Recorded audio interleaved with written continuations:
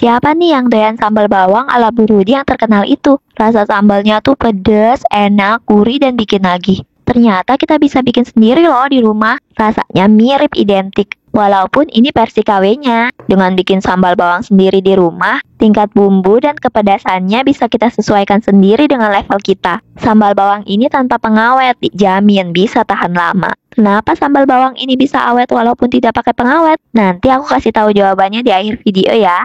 Check it out. So, cus temenin aku bikin yuk.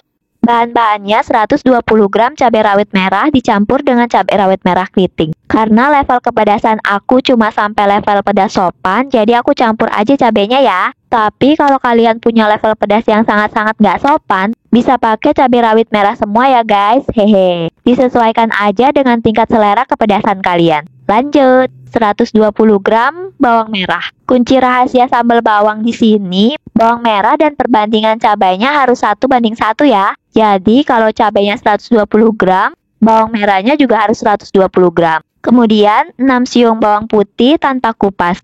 2 buah terasi ukuran kecil untuk menambah aroma sambal biar makin enak.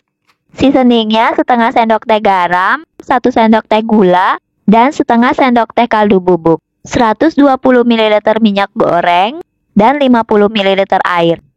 Cara membuatnya, bawang putih tanpa kupas kulit digeprek satu persatu kemudian sisihkan. Iris kasar bawang merah yang berukuran besar, dan cabai merah juga diiris-iris kasar. Ini gunanya agar proses penghalusan dengan chopper bisa lebih mudah. Tapi kalau kalian lebih suka diulek juga bebas ya, atur aja.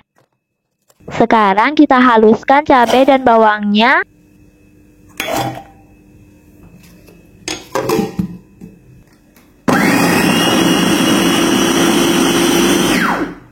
Hingga halus seperti ini.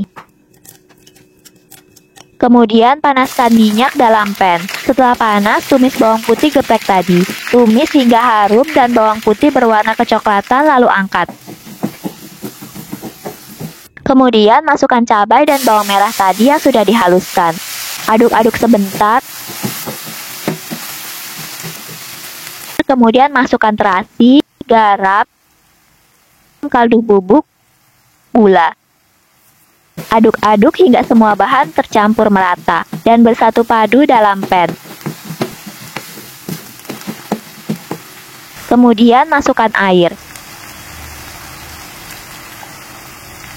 Air ini gunanya agar saat proses memasak tekstur sambal tidak akan kering dan tetap basah, serta sambal bisa matang sempurna. Oh ya, aku janji mau ngejelasin kenapa sambal bawang ini bisa awet, walaupun tanpa diberi pengawet buatan. Kunci rahasianya ada di minyaknya yang banyak, karena minyak adalah pengawet alami yang bisa mengawetkan makanan, tanpa harus mencampurkan pengawet sintetis yang nggak sehat. Jadi, sambal bawang bisa bertahan lebih lama.